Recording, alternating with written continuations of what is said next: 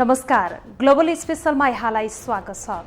दर्शकवृन्द, global special खोजमूलक समाचार सामग्रीहरूको special package हो। हामी जनसरोकारका हरेक विषयको गहिरो अध्ययन गर्दै सत्य तथ्यलाई उजागर गर्ने प्रयास गर्दछौँ। सत्य तथ्य र निष्पक्ष समाचारको प्याकेज दिने हाम्रो प्रयास निरन्तर जारी छ। दर्शकवृन्द, स्थानीय तहको चुनावको मिति घोषणा भएसँगै निर्वाचन आयोगले चुनावको तयारी तीव्र पारेको छ। आयोगले अहिलेसम्म मतदाता नामावलीलाई अन्तिम रूप दिने तयारी थालेको छ। राजनैतिक दलका नेताहरूलाई चुनावको तयारीबारे भइरहेको प्रगतिबारे जानकारी समेत गराइसकिएको छ।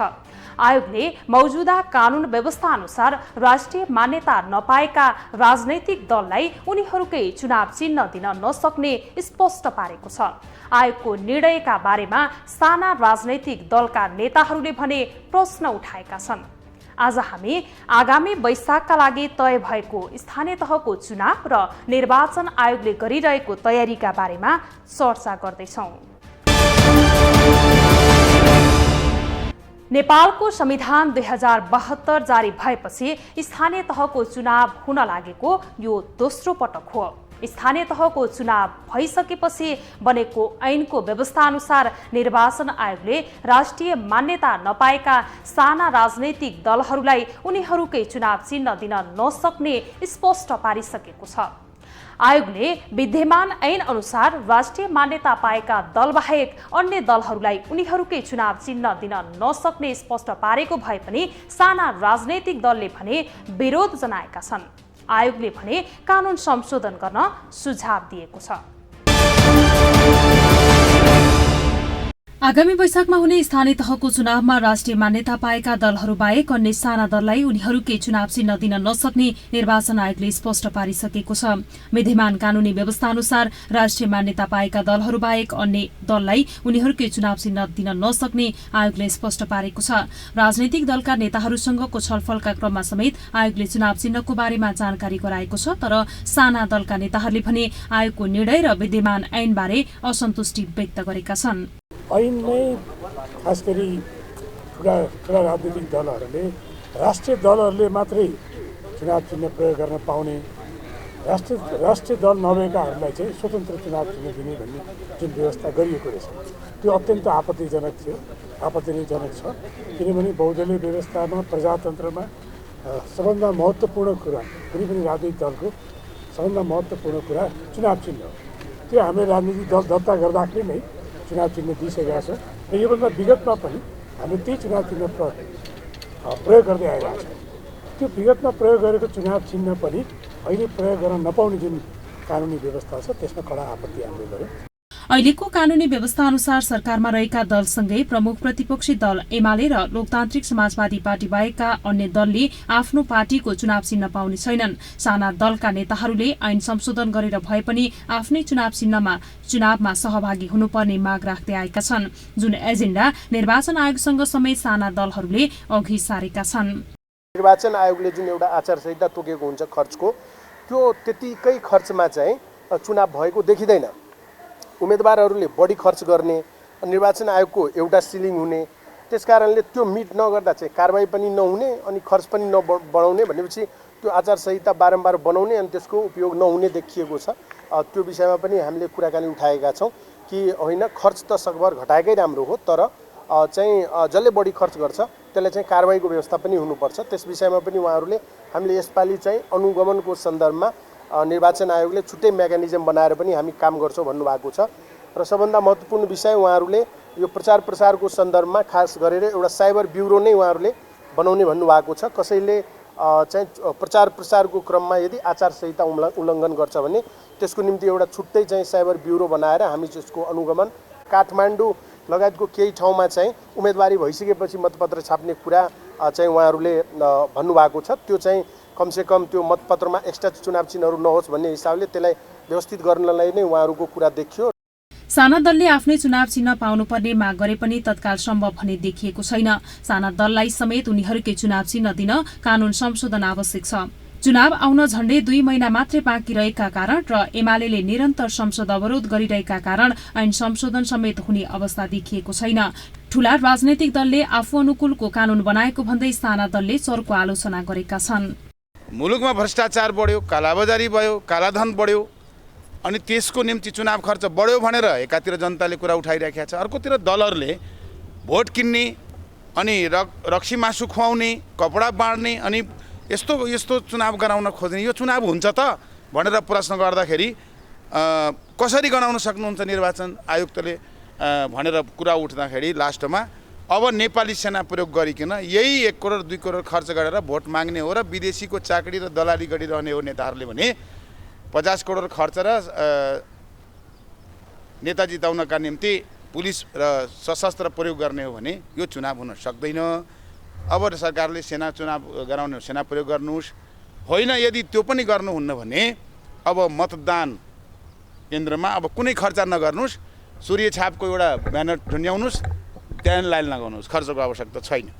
होइन यदि देश बनाउने हो भने यो सबै प्रक्रिया छोडेर राष्ट्रिय दल अराष्ट्रिय दल त्यो सबै प्रक्रिया छोडेर अब संविधानलाई बचाउने हो भने निर्वाचन तोकेको मितिमा गर्नुहोस्, शान्तिपूर्ण तरिकाले सरल तरिकाले सबै दललाई सम्मानपूर्वक ढङ्गले मतदानमा भाग लिने गरी व्यवस्था गरेर जानुहोस् भनेर हामीले भन्यौँ।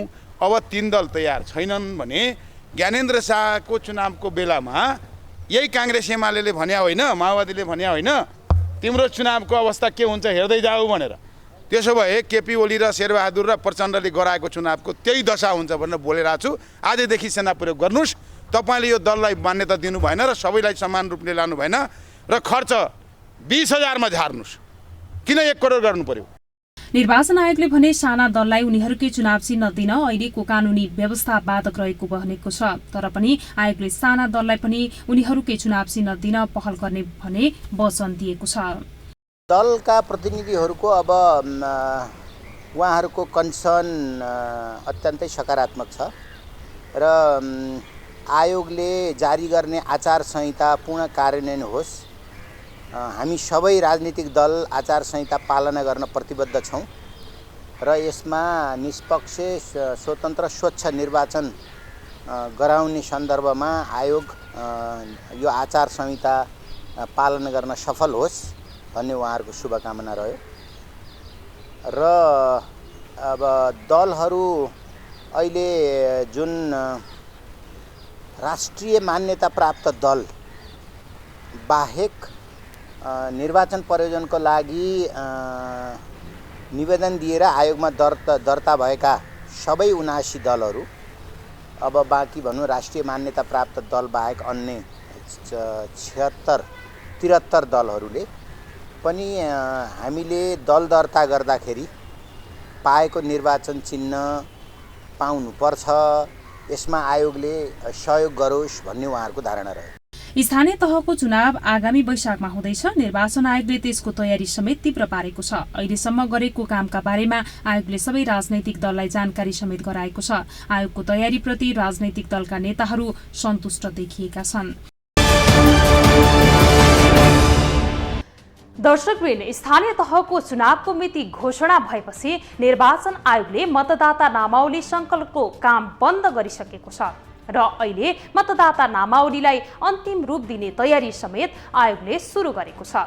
त्यसबाहेक चुनावका लागि आवश्यक हुने सामग्री खरिदतिर समेत आयोग लागेको छ। मतपत्र कस्तो हुने भन्ने डिजाइनलाई अन्तिम रूप दिने आयोगले तयारी गरेको छ। त्यसबाहेक निर्वाचन आयोगले चुनावमा दलका उम्मेदवारले गर्न पाउने खर्चको सीमा समेत तोकेको छ। आयोगले स्थानीय तहको चुनावमा मेयर र उपमेयरले सबैभन्दा धेरै 7.5 लाखको सीमा तोकेको छ।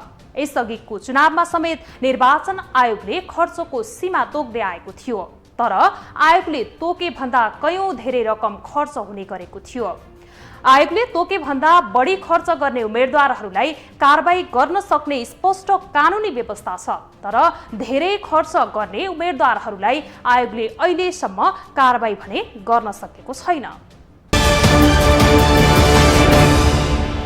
निर्वाचन आयोगले आसन्न स्थानीय तहको चुनावमा गर्न पाउने खर्चको सीमा प्रस्ताव गरेको छ, जस अनुसार स्थानीय तहका प्रमुखले बढीमा 7.5 लाख रुपियाँ मात्रै खर्च गर्न पाउने आयोगको प्रस्ताव छ। यसअघिका चुनावमा समेत आयोगले यस्तै सीमा राख्ने गरेको भए पनि खर्च भने त्यसको कयौं गुणा बढी हुने गरेको देखिन्छ। चुनावी खर्च बढी गरे कारबाही गर्न सक्ने अधिकार आयोगसँग हुने भए पनि अहिलेसम्म कसैलाई पनि कारबाही भएको भने देखिएको छैन। यता निर्वाचनमा एउटै उम्मेद्वारले करोडौं खर्च गर्ने गरेको जतासुकै सुनिने गरेको छ। निर्वाचन आयोगले तोकेको आगामी स्थानीय तहको चुनावमा गाउँपालिकाका अध्यक्ष उपाध्यक्षका उम्मेद्वारले 3,50,000सम्म खर्च गर्न पाउँछन्। यस्तै नगरपालिकाका मेयर उपमेयरले 4,50,000, उपमहानगरपालिकाका मेयर उपमेयरले 5,50,000 र महानगरका मेयर उपमेयरले 7,50,000 खर्चको सीमा तोकिएको छ। निर्वाचन आयोगले यो भन्दा अगाडिको चुनावमा निर्धारण गरेको खर्चको सीमालाई निरन्तरता दिएको छ। केहीमा अझ घटाएको निर्वाचन आयोगले जनाएको छ। खर्च बढी भए अनियमितता बढ्ने भन्दै खर्च मितव्ययी गर्न आयोगले सीमा तोकेको निर्वाचन आयोगले बताएको छ।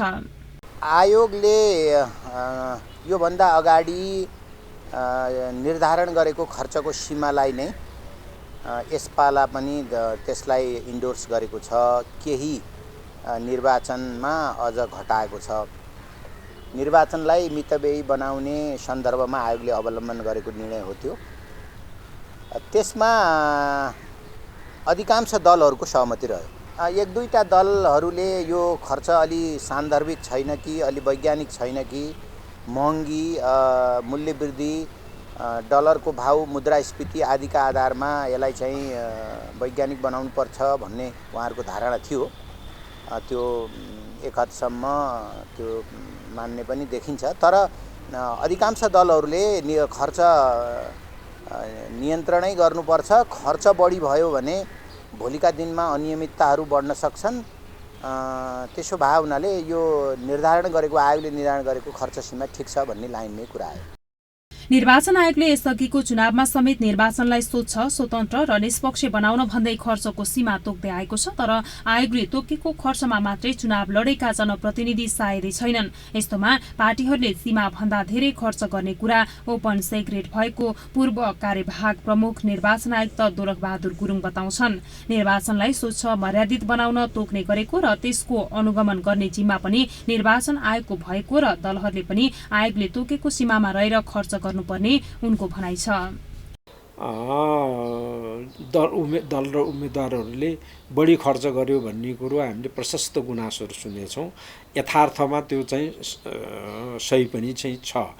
यदि चाहिँ के भने माने चाहिँ उनीहरूले निर्वाचन आयोग पठाएको विवरण तोकिएको सीमाभित्र रहेर पेश गरे पनि।